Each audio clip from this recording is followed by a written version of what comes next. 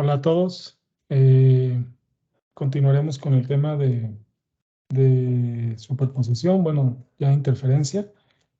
Empezaremos a indagar finalmente en una aplicación más práctica y un punto de vista más acertado sobre el concepto en donde dos haces o muchos haces, ¿verdad?, interfieren en un punto y generando patrones de interferencia. Empezaremos con la motivación detrás de todo esto. Obviamente es el punto de vista de alguna de las posibles aplicaciones que yo creo que se le pueden dar al tema. Y como mi tema está más enfocado a aspectos de microfotónica, estaré fuertemente influenciado por dispositivos optoelectrónicos a escala micrométrica. ¿Sí? Entonces vamos a empezar con eso. Les digo que el tema es interferencia y vamos a ver, vamos a empezar a compartir.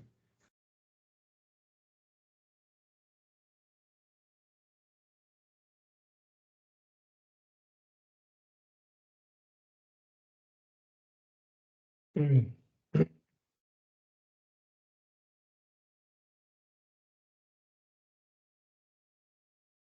Ok, creo que ahí ya estoy compartiendo. Entonces, el tema es interferencia.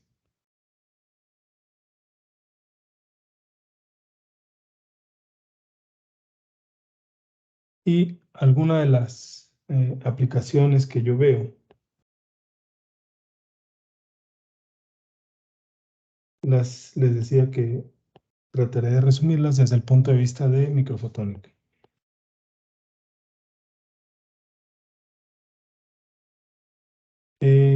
La microfotónica a través de dispositivos que manipulan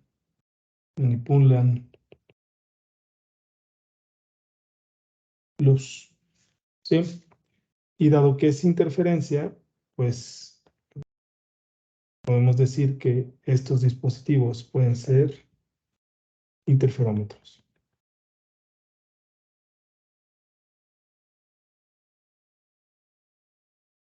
Un interferómetro, un dispositivo interferométrico puede ser, por ejemplo, aquel tenga algo así. Ahí está.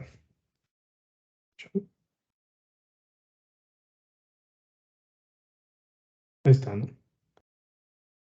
Muy bien, esta es una entrada y esta es una salida ahí de intensidad y voy a poner que aquí hay un brazo 1, brazo número 2, ¿verdad? De hecho lo voy a poner de otro color.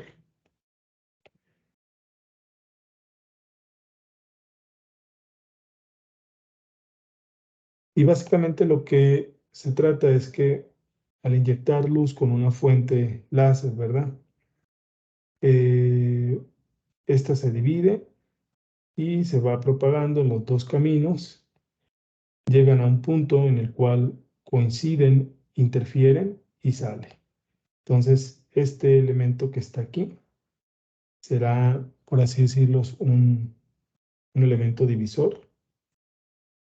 Y este otro elemento que está aquí será el elemento o el punto de interferencia.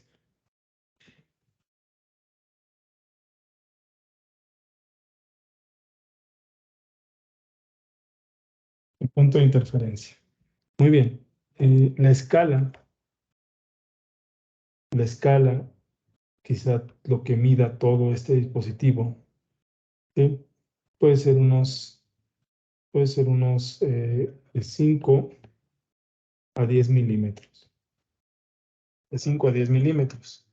Obviamente esto... No encontré 10 milímetros en 5 10 milímetros en tu Perdone, biblioteca de... Esto debería ser aproximadamente micrómetros. Estos deberían de ser micrómetros también. Y este también a la salida debería tener un orden de micras. ¿Sí? A cada elemento que conforma este interferómetro ¿sí? Se le llama guía de onda.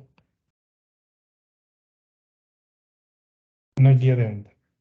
Una guía de onda por donde otra vez se inyecta luz y esta se divide a través del divisor y esta llega a un punto de interferencia y se sigue propagando hasta tener una salida. Uno de los brazos, por ejemplo, una de las aplicaciones inmediatas de pues es simplemente tener una modulación espacial. Sí, acá, por ejemplo, lo que tenemos que tener aquí puede ser una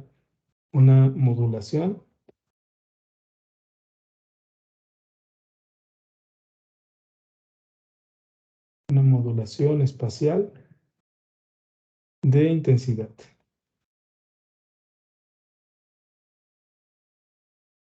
Eso podría tener algún tipo de aplicaciones.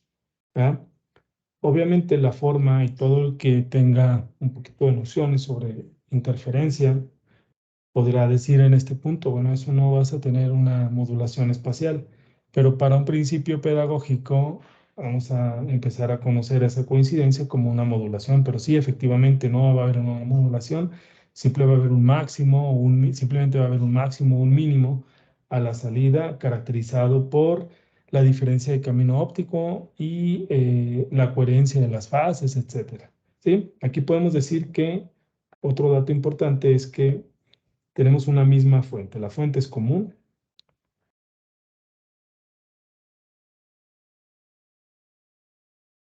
La fuente es común y luego se divide. Y que tenemos una diferencia de camino óptico en el 1 es igual a la diferencia del camino óptico en el pad 2. ¿Sí? En el brazo 1, en el brazo 2. Muy bien. Entonces simplemente tendremos interferencia constructiva, interferencia o interferencia destructiva, en donde veamos un máximo o un mínimo de esa intensidad y es lo que describiremos, cómo es esa salida, ¿no?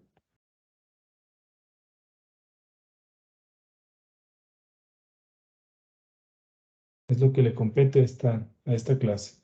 Muy bien, supongamos que, y bueno, cuando existan modulaciones, sobre todo esta diferencia en términos de modulación, cuando exista una modulación, esta diferencia de caminos ópticos, ¿qué significa eso? Que pueda hacer esto, por ejemplo, si es que elegimos el brazo 2 o que vaya cambiando su trayectoria. ¿Sí? Si es que elegimos el brazo 1 cambiarlo, pero experimentalmente, pues eso es muy complicado. O sea, esto es un dispositivo que fue hecho a partir de una impresión por láser directo o por fotolitografía y donde sus brazos ya son amovibles, no se mueven. ¿Sí? Entonces, pero supongamos que idealmente podemos moverlo en el laboratorio y a partir de esa diferencia de camino óptico entre ellos, tener una condición como esto que nos permita una modulación espacial de la intensidad. ¿Sí?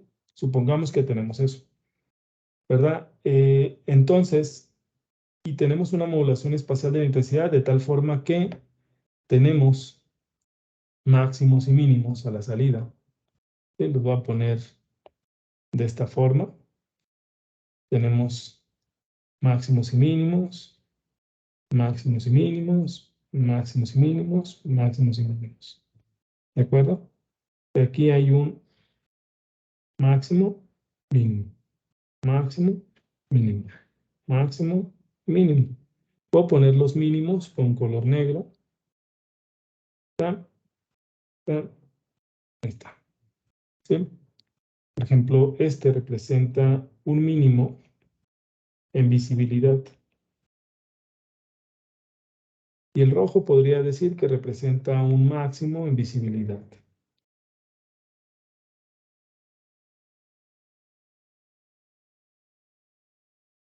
A todo este patrón se le llama patrón de interferencia.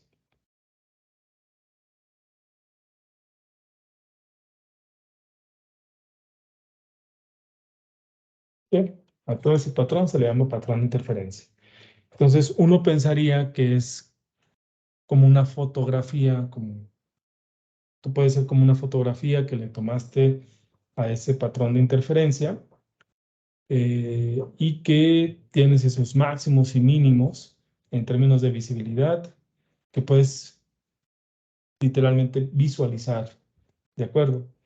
Si uno de nuestros brazos, por ejemplo, en el interferómetro, si uno de nuestros brazos, por ejemplo, estuviera expuesto al ambiente, cuando me refiero al ambiente, lo voy a poner por acá. Cuando me refiero al ambiente, puede ser, en el ambiente, pues hay cambios de temperatura, hay cambios de humedad,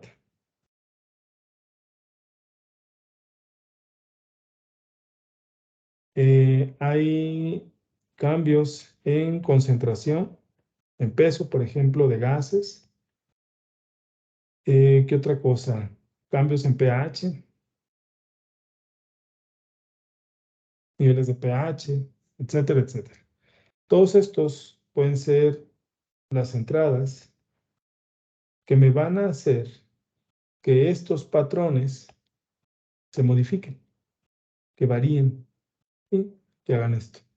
Visualmente puedo ver que se crean y se destruyen máximos que aparentemente diría que se desplazan a la derecha o que se desplazan a la izquierda. Puede haber un desplazamiento entonces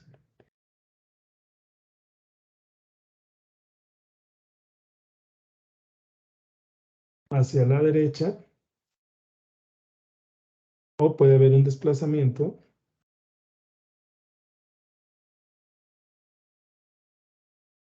hacia la izquierda. ¿Sí? Dependiendo de qué es lo que esté yo midiendo, un cambio en la temperatura, un cambio en la humedad, un cambio en el porcentaje en peso de diferentes gases, un cambio en el pH, pues ocurrirán estos cambios y estos desplazamientos. La diferencia, por ejemplo, puedo monitorear este que está aquí, que es una diferencia entre un máximo y un mínimo, o puedo monitorear, vamos a ponerle medio, y puedo monitorear o un delta completo, o sea, es que puedo definirlo de alguna forma. Entonces, esa diferencia estará fuertemente ligado con el cambio, o sea, esta delta, ahorita utilizamos esta delta, será proporcional al cambio. Por ejemplo, no sé, puede ser número de franjas por grado centígrado, por ejemplo. ¿Sí? Puede ser porcentaje en peso por, no, número de franjas por porcentaje en peso. ¿Sí? Número de franjas por, no, otra vez. Sí. Número de franjas por porcentaje en peso. ¿Sí? Normalmente, los materiales, lo que realmente hace que cambie la diferencia de camino óptico, que es esta que está acá, ¿no? En un material, si es que no tenemos las condiciones para variar in situ la longitud, como les decía aquí, será una propiedad intrínseca del material del cual está hecho nuestro interferómetro, por ejemplo. Esa propiedad intrínseca de todos los materiales es el índice de refracción. ¿Sí? Entonces, uno no reporta cambio en franjas o, sí, cambio en franjas por algo, ¿no? Esto es sensibilidad.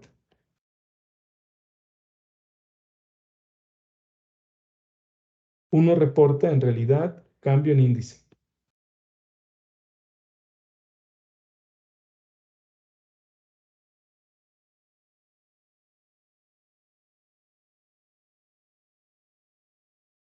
Cambio en índice de refracción. El índice de refracción está, por ejemplo, fuertemente ligado con una propiedad termoóptica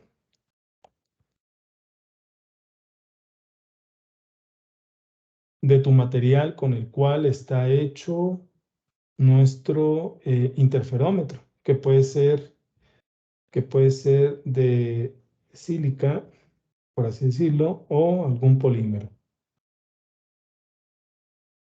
¿Sí? Muy bien. O si es un polímero, este puede ser poroso y en él se van a ir embebiendo,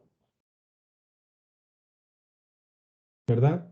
Las moléculas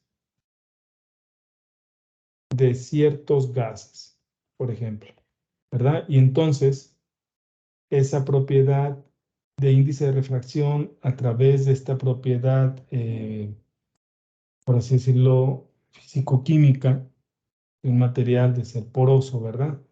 Y de ir aceptando cantidad de moléculas que vayan impregnándose en la superficie del dispositivo, pues va a cambiar las propiedades de índice y va a cambiar las propiedades en las cuales los dos haces interfieren y va a haber un cambio hacia la derecha o hacia la izquierda, como les decía. ¿Sí?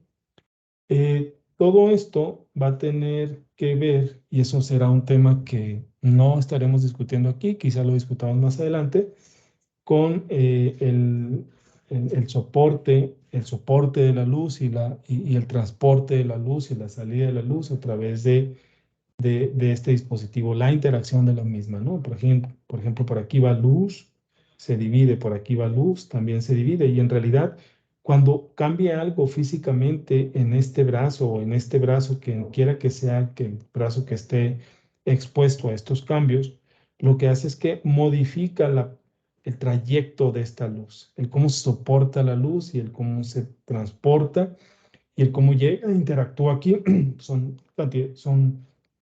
propiedades físicas diferentes de cómo lo hace aquí, y eso se ve reflejado en un cambio hacia el rojo, en un cambio hacia el azul de estas franjas y en la visibilidad que uno puede tener, ¿no?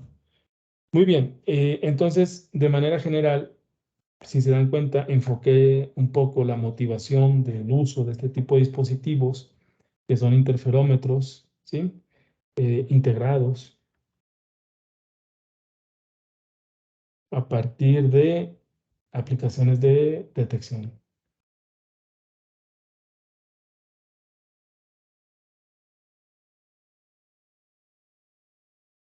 Por último, muy brevemente, ¿verdad? Si uno de los brazos, si es un polímero, y si uno de los brazos, por ejemplo, lo, lo podemos funcionalizar químicamente, bioquímicamente funcionalizar, por ejemplo, suponga que hacemos esto que estoy haciendo aquí, ¿sí? Y a todo el sistema lo meto en un sistema microfluídico, ¿verdad? Por aquí entra líquido y por acá sale. ¿Sí? Este de acá es un microchannel,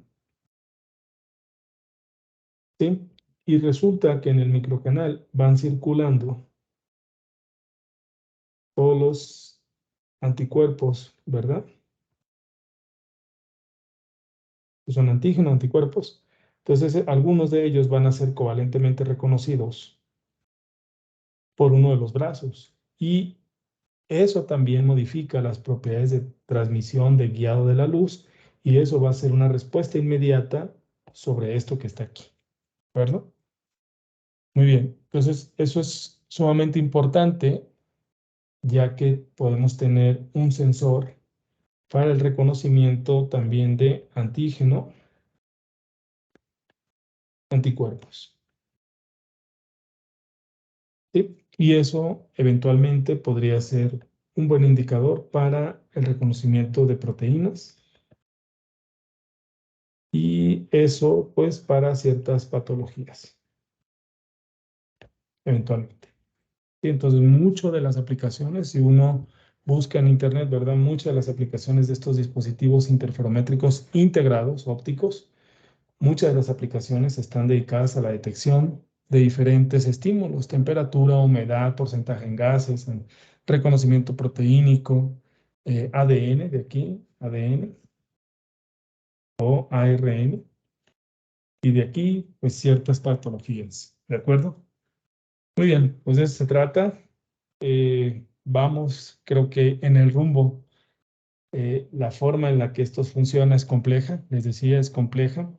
Simplemente nuestras clases están dando pautas muy sosegadas, ¿verdad?, respecto a las potenciales aplicaciones, al tener la comprensión absoluta de cómo funcionan estos dispositivos, de cuáles son los mecanismos físicos con el cual trabajan o operan estos dispositivos, y lo que sigue a continuación es una parte de todo esto, ¿sí? Fenómeno de explicación de interferencia es una parte de todo esto. No creo que se confundan de lo que vamos a ver a una aplicación como esta. Hay un gap enorme, sobre todo tecnológica, sobre todo de desarrollo tecnológico y de aplicación, y el uso, fabricación y aplicación de este de dispositivos, pues le competen a grupos multidisciplinarios en donde hay químicos, biólogos, físicos, ópticos, ¿sí? En donde hay laboratorios especializados con técnicas especializadas para fabricar, implementar y aplicar este tipo de dispositivos. Pero todo esto puede ser una buena antesala que nos sirva para ir visualizando potenciales aplicaciones de lo que vamos conociendo. Muy bien, sin más preámbulo, vamos a comenzar. ¿Sí? Ok, entonces se trata en todo caso de dos ondas, una que viene por acá, otra que va por acá, e interfieren en un punto P. Yo pude haberlas puesto de manera, las pude haber expresado de manera diferente, una onda que viene aquí, otra onda que viene por acá, y llegan a un punto P. Son ondas planas, por ejemplo, y estas llegan a un punto P. El problema de todo el planteamiento desde el punto de vista de superposición de ondas es que les recuerdo que todo fue visto desde el punto de vista de campos, ¿sí? Para superposición, para que no nos vayamos perdiendo,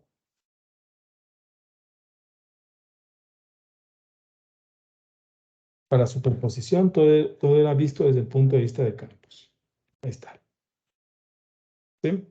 El punto de vista de los campos.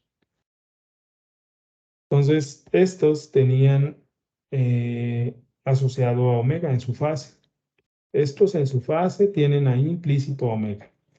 Omega, al menos para la región del visible, de hecho la voy a poner en verde, nomás por elegir un color, ¿sí?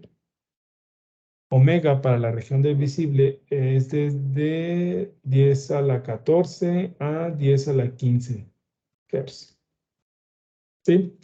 Estos representan las variaciones del pointing, ¿verdad? Del pointing, no con Y, del pointing, del punto. Por ejemplo, supongamos que el punto del campo viene hacia nosotros y varía sinusoidalmente, lo hace así. Esta oscilación que yo estoy poniendo es de esta forma. No existe en la actualidad un instrumento en el laboratorio, por ejemplo, un detector que responda a estas variaciones tan rápidas, y con ello un osciloscopio que permita ver ese pointing variando en una pantalla, ¿no? ¿Sí? Entonces, esto es extremadamente complejo, no hay un equipo experimental que permita visualizarlo, por eso el tema de superposición es una buena antesala que nos permite ver cómo es el fenómeno físico de la superposición. Sin embargo, lo que vemos en el laboratorio está muy alejado a lo que una interferencia o una posible visualización aislada de cada uno de los campos, como E1 y E2, podríamos visualizar en el laboratorio. Eso no podríamos ser capaces de verlo, ¿no? Muy bien, entonces lo que uno ve en el laboratorio, en realidad aquí uno pone una CCD o pone un fotodetector, y luego lo puedes conectar ya sea esta a una PC o a un osciloscopio. Entonces lo que uno ve son valores integrados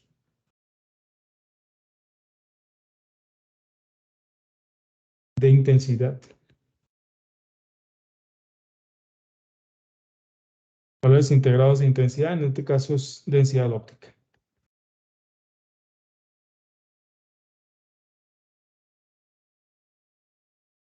¿Sí? Densidad óptica. Muy bien, entonces este tema está más enfocado, interferencia, perdón, está más enfocado a trabajar con estos estas condiciones de interferencia, pero desde el punto de vista desde intensidades. Un haz con una intensidad I1, un haz con una intensidad I2, generando en un punto P un haz con una intensidad resultante que va a estar dado por una expresión. Esto es lo que queremos encontrar en esta clase. Y bueno, pues empecemos. Bueno, vamos a empezar suponiendo estos dos campos que les decía al principio. Tenemos dos ondas o dos campos E1, que será E01 coseno de KX1 menos la omega que yo les decía, más una fase inicial que tenga. Y luego tengo E2, que será E02 coseno de KX2 omega t más una phi2.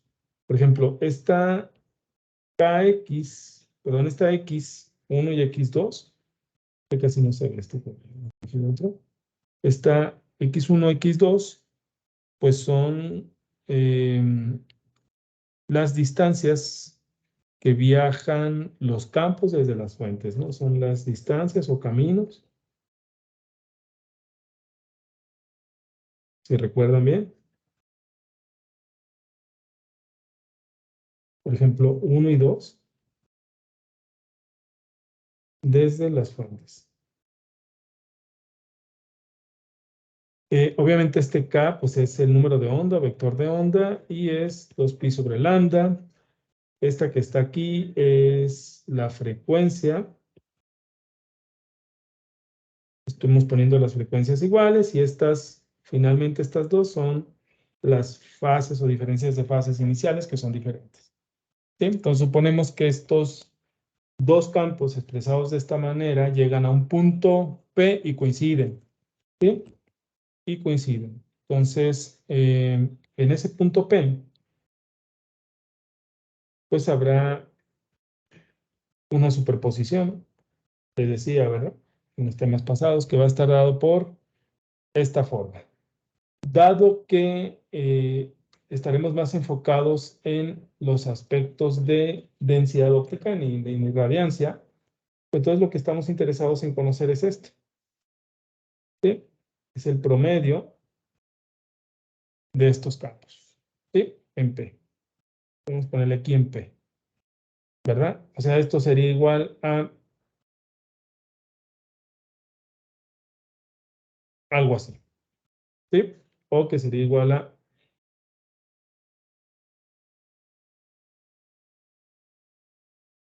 algo así. Pero si EP es esto, por lo tanto, va a tener que ser E1 más E2, E1 más E2. Ahí está. Muy bien, si uno desarrolla esto, pues va a ir quedando como epsilon 0c, sería E1, E1. ¿Sí? Sería más E2, E2, más dos veces E1, E2. Ahí está. E1, E2, pues es I1, I2. Y este término que está aquí es precisamente I1, 2, y es el que estará relacionado de ahora en adelante con la interacción entre estas dos ondas, entre estos dos campos. Es un término que estará relacionado con la interacción entre campos o irradiancias, ¿ah?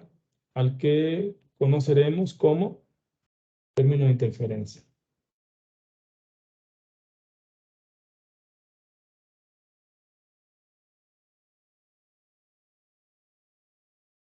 interferencia. Muy bien, ya lo tenemos ahí. Vamos a seguir haciendo cosas con este término de interferencia. Entonces, por lo tanto, y tendría que ser en el punto P I1 más I2 más I1, 2, ¿verdad? Este que está aquí es el que representa un aspecto único en ese punto P y que nos permite ver realmente la interacción de los campos. ¿Sí? Entonces, vean, por ejemplo, si por alguna razón este es positivo, vamos a ver, si por alguna razón este es positivo o negativo, lo que tendremos es un aumento, ¿no? Ponerlo entre comillas, en lo que veremos, en la visibilidad. Si tenemos algo, tenemos una disminución, ¿sí?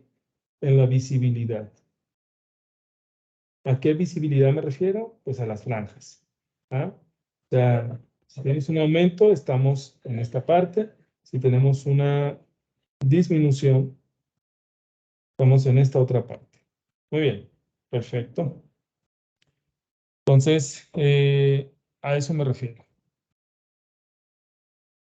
Voy a salir rápido.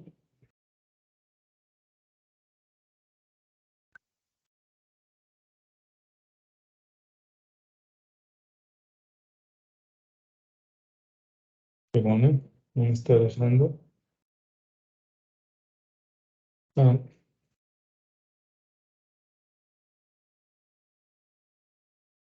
tengo como, me marca como un error, quizá ustedes no lo están pudiendo ver. Un momento, ¿no? Déjenme, estoy reiniciando la pantalla.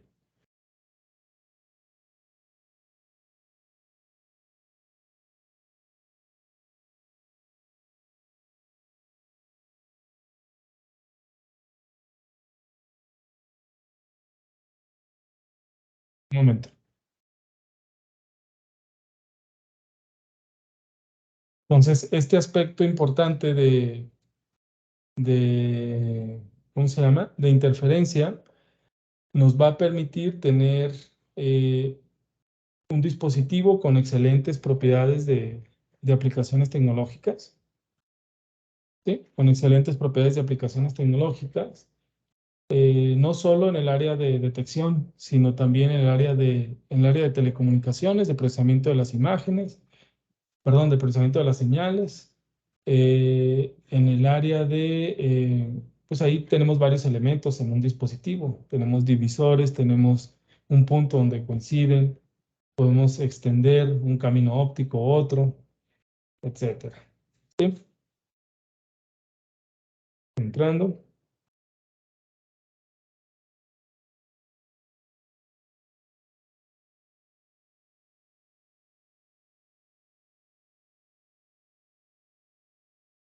Sí.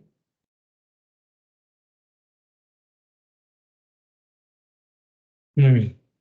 Una disculpa por esto. Ok.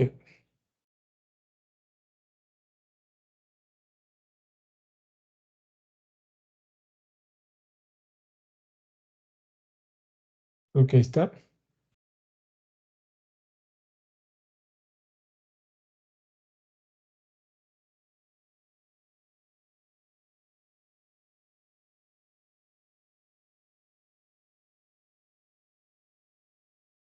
Sí.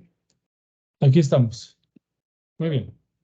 Entonces, les decía que este término I1 y 2,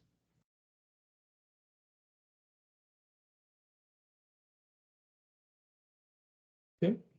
Este término que está aquí, I1 y 2, es un término muy importante, es un indicador de que podemos tanto aumentar o disminuir la intensidad o la densidad, ¿verdad?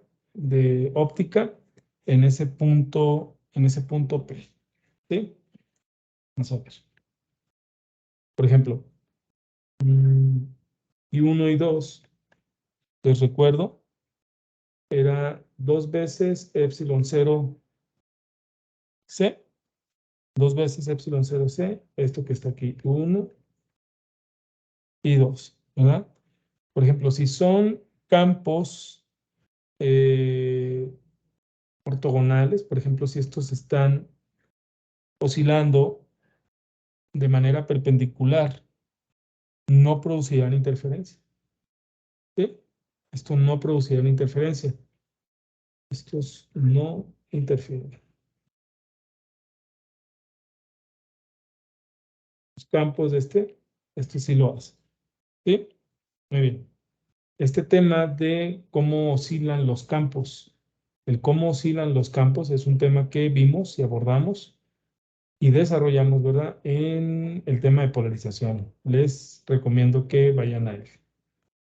¿Sí? Muy bien, entonces, decíamos, yo tengo E1 que era igual a E01, el coseno de kx1 menos omega t más una fase 1. Y tengo un E2, E02, el coseno de kx2, x2, otro camino óptico, omega t más una fase 2. ¿Sí? Entonces, E1 punto veces E2, esto es igual a E01, E02, coseno de kx1 menos omega t, y 1. Coseno de kx2 menos omega t más phi 2. Ahí está. Voy a suponer que que alfa es kx1 más phi 1 y que beta es kx2 más phi 2. Esto y esto es alfa. Esto y esto es beta. Ahí está. Muy bien. Entonces yo sé, ¿verdad? Que 2 veces, sí, el coseno de alfa, coseno de beta es igual a coseno de A, coseno de, perdón, coseno de alfa más beta,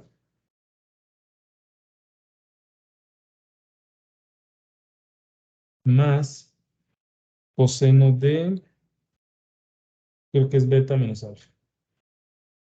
Vamos a ver si es cierto. ¿Sí? Entonces, por lo tanto,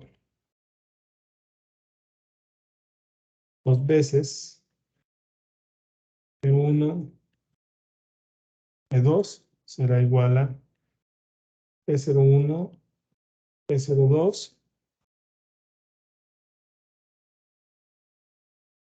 el coseno era alfa, obviamente aquí hay un menos omega t y aquí también hay un menos omega t. Alfa menos omega t más beta y era más menos omega t. Ahí está. ¿Sí? Y luego era más el coseno de beta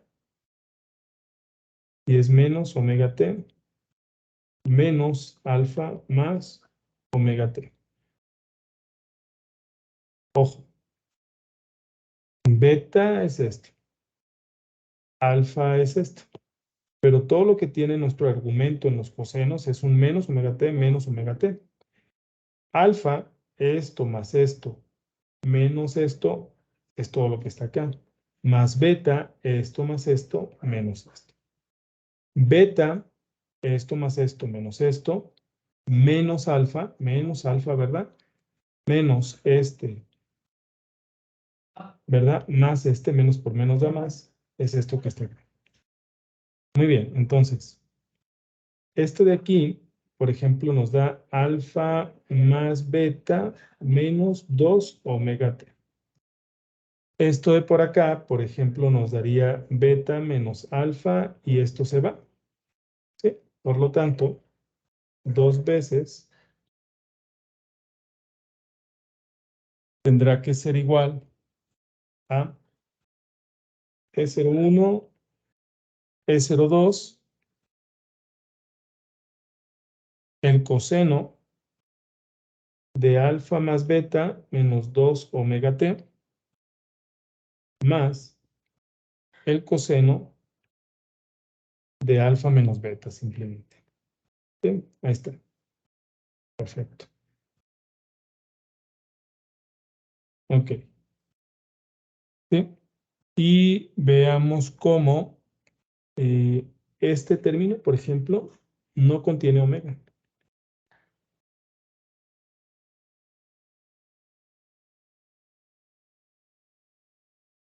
Aquí está omega.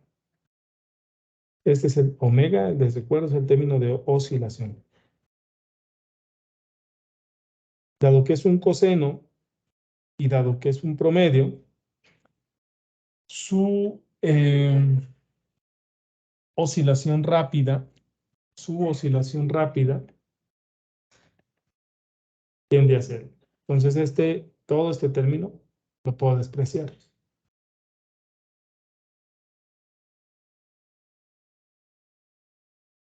Todo ese término lo puedo despreciar.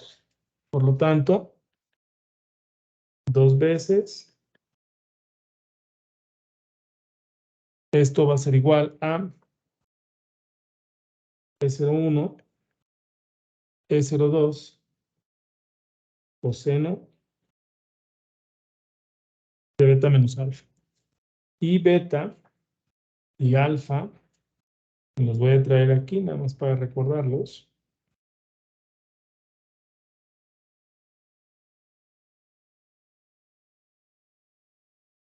Sí.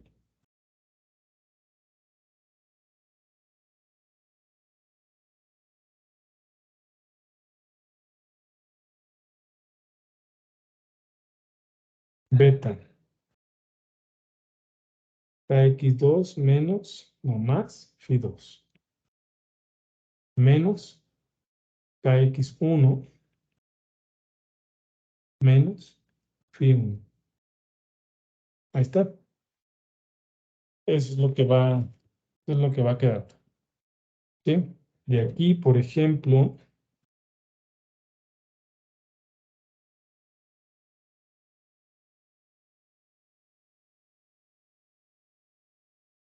puedo decir coseno de K, X2 menos X1,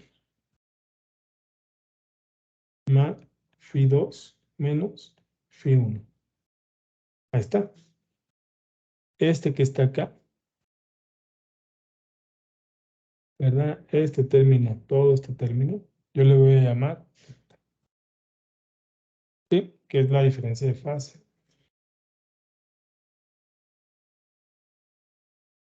Vean cómo este delta toma en cuenta las fases iniciales.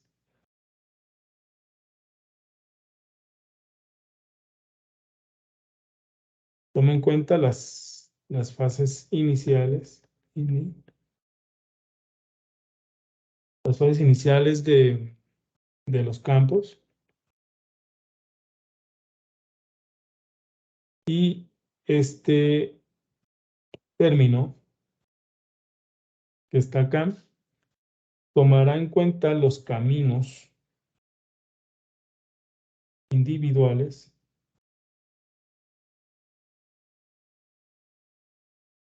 de cada campo. De cada campo. ¿Sí? Entonces, simplemente será igual a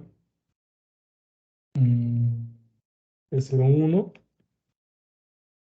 02, el coseno, a ver otra vez,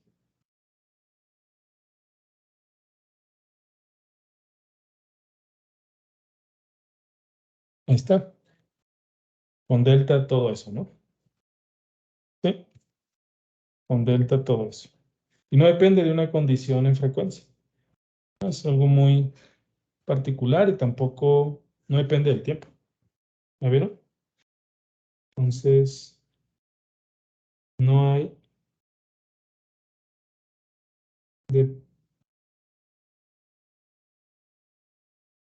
dependencia temporal, por ejemplo. No hay una dependencia temporal. Siempre y cuando dos campos cumplan una condición de fase y siempre y cuando su condición de camino transcurrido, de camino óptico, ¿sí?, se cumpla, habrá un término de interferencia. ¿Ah? Por lo tanto, el término 1, 2 será epsilon 0c, E01, E02, el coseno de delta. ¿Sí? Así es como ese término de interferencia varía. ¿Sí? Ahora, ya me acabé esta parte.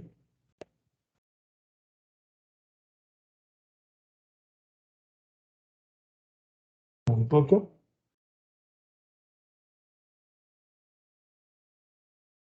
Ok.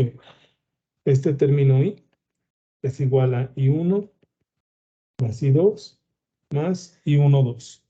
¿Sí? Obviamente, vean, I1 es igual a, les decía, epsilon 0, C, y este sería I1, I1. ¿Sí? Y esto tendría que ser igual a epsilon 0, C, P01 cuadrado, y esto tendría que ser igual el coseno cuadrado, en este caso sería de alfa menos omega t. Ahí está. Vean cómo es un cuadrado de un coseno, de una función coseno. Entonces, todo esto lo podemos igualar a un medio. ¿Ya? Por lo tanto, I1 es igual a un medio epsilon 0c P01 cuadrado. Y de la misma forma, I2 va a ser igual a epsilon 0c E02 cuadrada. Ahí está. 0,1 y E02. De hecho, los voy a encerrar. Ahí está, ¿no? Ok. I1, ¿sí? I1, 2 será igual a I1, 2 será igual a epsilon 0c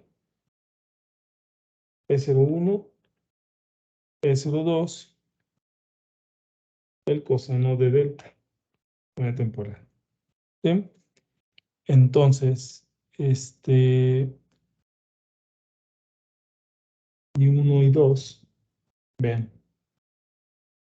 vamos por él.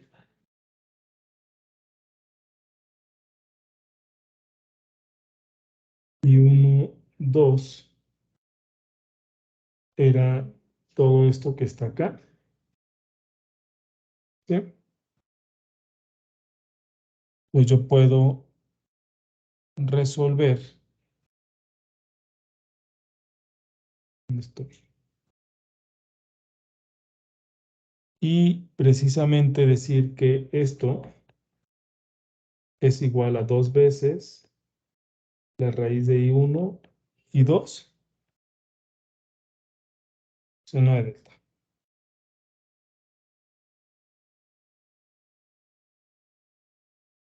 Es, ¿de verdad?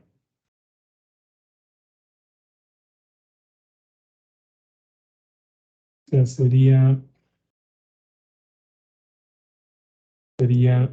un medio, un cuadrado, en medio, cuadrado, ¿sí? Sería epsilon 0 cuadrado y C es 1 sobre la raíz de epsilon 0 mu,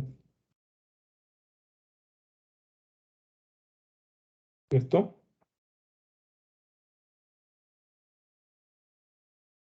Entonces sería, bueno,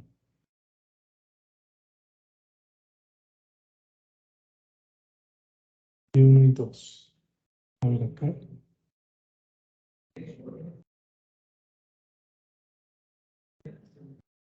Creo que lo estoy haciendo mal. Bueno, lo tengo por ahí, es un ejercicio simple. Sí, entonces este sería raíz de epsilon 0, raíz de mu 0. Sí, y de 0,1 cuadrado, de 0,2 cuadrado. Entonces, esos son intensidades, pero acá en intensidad es un epsilon 0c y habrá que tomarlos en cuenta, ¿verdad? Bueno, muy bien. Por lo tanto,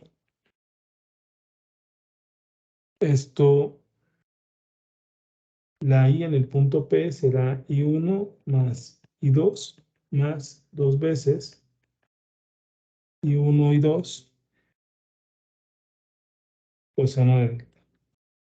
Ahí está. Para haces que son paralelos. Muy bien. Así es como en realidad este problema, esta IR en realidad era I1 más I2 más 2 veces I1 y 2, la raíz del coseno de delta. Así es como eso era eso. ¿Sí? Y vean cómo cuando el que realmente modula entre una intensidad máxima y una intensidad mínima, pues es este coseno de delta, el que realmente modula. ¿Sí? Muy bien, entonces podemos tener haces, podemos tener campos, perdón, que sean mutuamente incoherentes. O sea, para fuentes, refiriéndome a fuentes, ¿sí? Refiriéndome a las fuentes como los campos, o sí, los campos, podemos decir que pueden ser mutuamente incoherentes o coherentes. Mutuamente incoherentes o coherentes. ¿Sí? Entonces, para esto, pues será complejo, ¿verdad?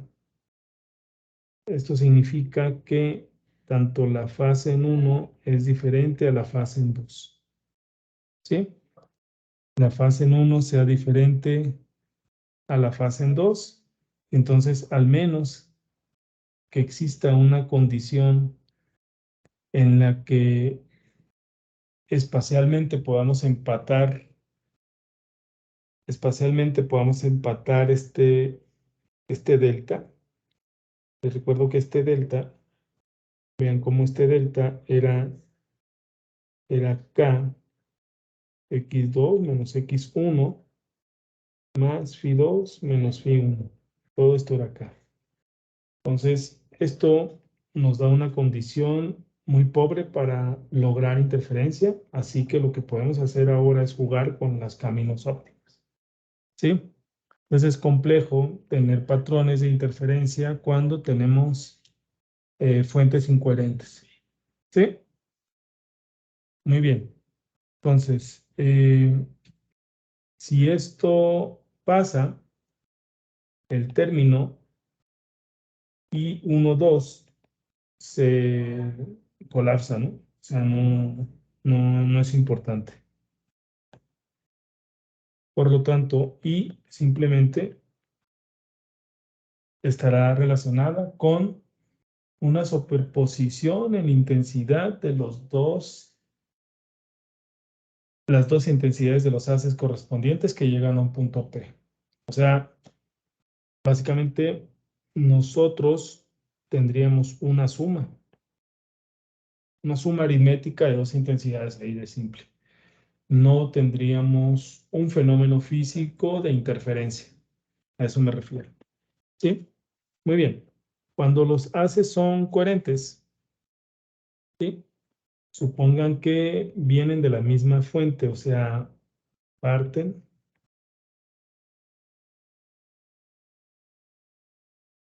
de la misma fuente. Por ejemplo, puedo tener un láser, puedo tener un divisor, y aquí tengo el número 1, por ejemplo, y aquí tengo el número 2, y que, vean, lo voy a poner aquí como algo, camino óptico, ¿verdad? Algo, un arreglo, perdón. Un arreglo óptico, de tal forma que los dos llegan a P e interfieren.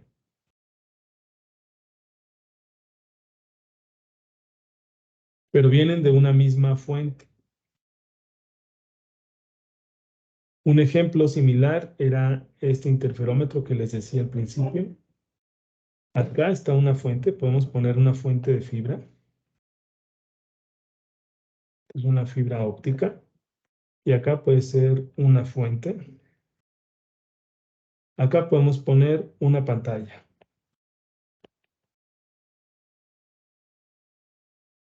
Y podemos ver el patrón de interferencia.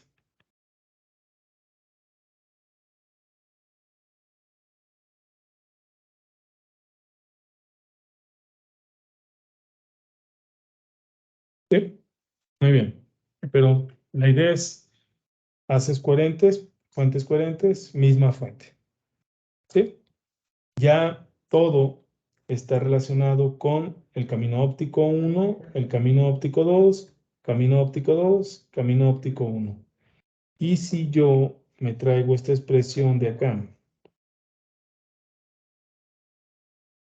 todo estará en función ahora de esto que está acá, ¿cierto? Entonces, vean cómo ese delta tiene un peso, o el coseno de delta tiene un peso súper importante en la construcción de patrones de interferencia. ¿Sí? Si algo se modula, pues el delta se modula. Y entonces puede delta o el coseno de delta oscilar entre un máximo y oscilar entre un mínimo. Tener un máximo y un mínimo, y a esto es a lo que yo llamo modulación. Una modulación que me va a permitir pasar de un máximo, vean cómo paso de un máximo, regreso a un mínimo, paso de un mínimo, regreso a un máximo, mínimo, máximo, mínimo, máximo, mínimo, máximo. Pero estos patrones intermedios también es parte de la modulación que está entre un máximo y un mínimo. ¿Sí? Muy bien. Entonces, cuando son coherentes, este término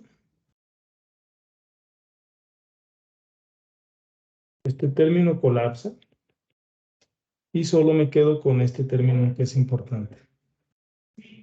¿Sí? Entonces, ¿qué otra cosa? Entonces, por lo tanto, el término 2 veces raíz de I1 y 2 me queda igual al coseno X2 menos X1. Creo que ya, sí, creo que ya. Ahí me quedo, ¿verdad? Sí. Entonces, esto es para mí mi nuevo delta, por lo tanto, coseno de delta. ¿Sí? Muy bien. Otra cosa importante en haces coherentes es ¿en qué tiempo son coherentes?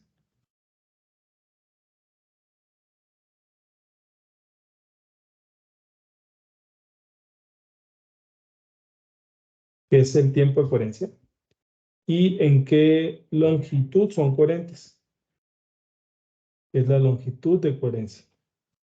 ¿Sí? O sea, estos dos están implícitos, son como aspectos que están, propiedades intrínsecas dentro de las propiedades de coherencia que puede tener una fuente. ¿Qué tan coherentes son? Están definidos por estas dos propiedades. ¿En qué tiempo son coherentes? ¿Qué tanto duran siendo coherentes? Y ¿qué tanta distancia, en qué tanta distancia son coherentes? En la longitud de coherencia. ¿Sí? El ejemplo, el tiempo de coherencia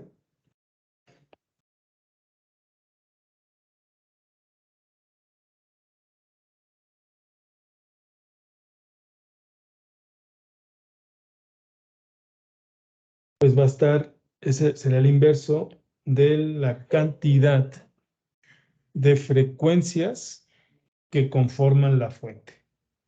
¿Sí? O básicamente el intervalo de frecuencias que conforman la fuente. ¿Sí? Por ejemplo, para una fuente con muchas frecuencias, para una fuente, cuando este número es muy grande, este dato es pequeño. Cuando este número es muy pequeño, este dato es muy grande. ¿Sí? Por ejemplo, cuando cada vez son menos y menos fuentes, el término temporal de coherencia es más grande y eso significa que una sola fuente pues tiene más propiedades de coherencia que muchas fuentes. ¿Sí? Y la longitud de coherencia está dada por C veces el tiempo de coherencia. ¿Sí? O sea, sí, exactamente. Metros o segundos, segundos, metros. Y será, entonces, en este caso, la longitud de coherencia será la distancia que viaja o recorre la fuente en cierto tiempo de coherencia. Entre más grande el tiempo de coherencia, la longitud de coherencia es mayor. Entre más corto el tiempo de coherencia, también tiene una relación lineal, ahí vemos, ¿no? ¿Sí? Muy bien. Entonces, vean cómo, regresando a esto, puede ser máximo o puede ser mínimo. Por ejemplo, cuando este máximo, todo el coseno de delta toma un valor de más 1. Cuando este es mínimo, el coseno de delta toma un valor de menos 1. Entonces, cuando sea máximo, el delta tendrá que ser 2mpi, múltiplo de 2, 2mpi, y este, pues tendrá que ser 2m más 1 pi. Y por ejemplo, cuando este valga 0, es 1. Cuando valga 1 será 2pi, será 1. Cuando valga 2 será 4pi, etc. Cuando este valga 0, este será pi. Esto es menos 1. Cuando valga 1 será 3pi. Cuando valga 2 será 5pi y así. Cuando este valga 0 será 0. Cuando valga 1 será 2pi. Cuando valga 2 será 4pi. Cuando valga 3 será 6pi y así. ¿Sí? Entonces está el coseno de eso será más menos 1.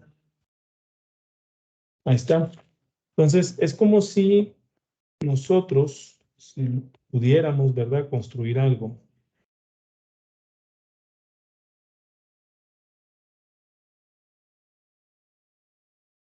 Ahí está.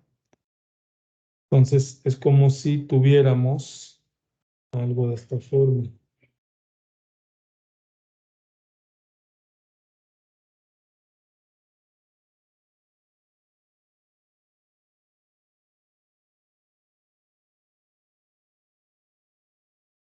Ahí está, ¿no? Bueno, ahí disculpen mis habilidades artísticas. Esto es intensidad. Este, por ejemplo, decíamos que era pi. Este sería 3pi. Este de acá sería 5pi. Este sería menos pi. Menos 3pi menos 5pi.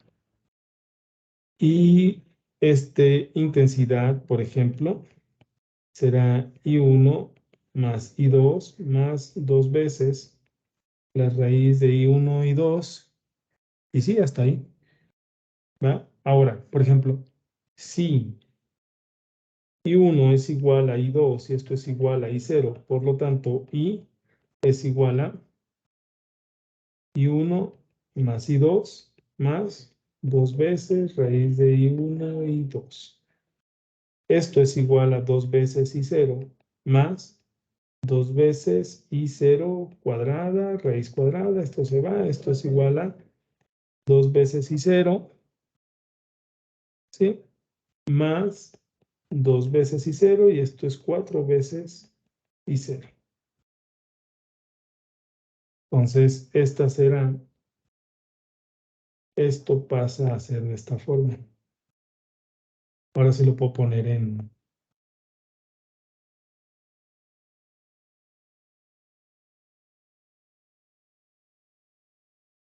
Uy.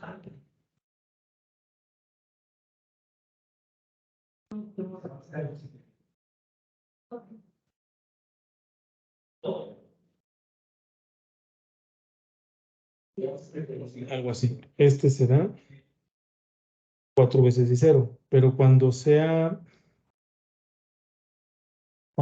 menos, pues I es igual a I0 más I0 menos 2 veces I0, I0, y esto es igual a 0, por eso lo pongo aquí, esto es 0. Esto es una visibilidad máxima.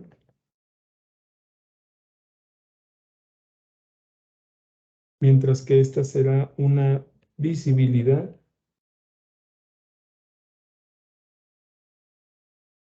mínima. Visibilidad máxima, visibilidad mínima. Obviamente esto es pi, 3pi, 5pi. Y esto es una intensidad. Sí, entonces la visibilidad, pues es una razón entre máximos y mínimos. En realidad la visibilidad entre franjas es una intensidad máxima menos una intensidad mínima sobre la suma. ¿Sí? Muy bien. Y bueno, ya tenemos un máximo, hemos encontrado un mínimo. Casos generales, cuando el coseno de delta es más menos 1. O sea, este es con coseno de delta igual a 1. Y este es con, por ejemplo, coseno de delta igual a menos 1. Este es más 1, este es menos 1. Pero ¿qué pasa en esta región? En esta región. En esa región, simplemente, pues será I es igual a I1 más I2 más 2 veces I1 y 2 coseno de delta. Vean cómo, entonces, si 1 es igual a I2,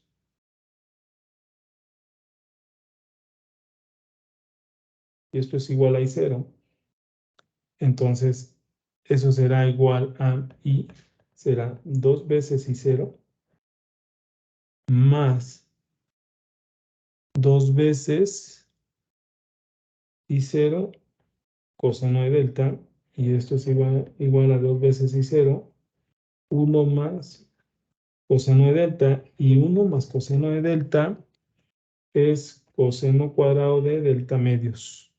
No, 2 veces coseno cuadrado de delta medios, por lo tanto, I es igual a 2 veces I0, no, 4 veces I0, coseno cuadrado de delta medios.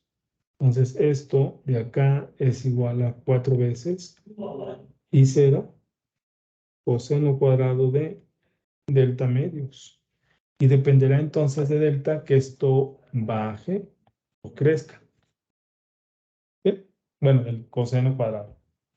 Y sí, se entiende el coseno cuadrado. Vean cómo todo está,